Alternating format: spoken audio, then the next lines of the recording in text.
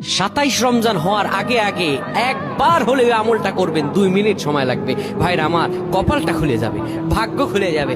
আপনার সন্তানের জন্য, আপনার বিদেশের জন্য, আপনার কাজকর্মের জন্য, ব্যবসা বাণিজ্যের জন্য, সকল কিছুর জন্য আপনার ভাগ্য খুলে যাবে। আল্লাহর কসম করে বলছি, এই আমলটা যুবকেরা তোমরা পেলে শেয়ার করে দিবা। আমল না করেও সব পাবা, শুধু তোমার একটি শেয়ারে তোমার আমল হয়ে যাবে।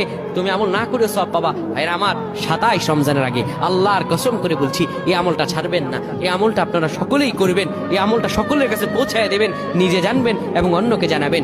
যত মানুষ বিপদগ্রস্ত আছেন, যত অভাবে আছেন, বিদেশে থেকে দেশে আসতে পারতেছেন না, বিদেশ যেতে পারতেছেন না, বিপদের উপর বিপদ লেগে আছে, 27 রমজান হওয়ার আগে আমলটা করেন। 2 মিনিট সময় লাগবে, বেশি না।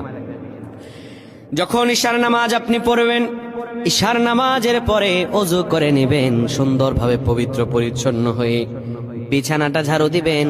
বিছানার ভিতরে এরপরে আপনি শোয়ার আগে সুন্দর করে আপনি ঘুমানোর আগে পড়বেন, ইয়া মালিকু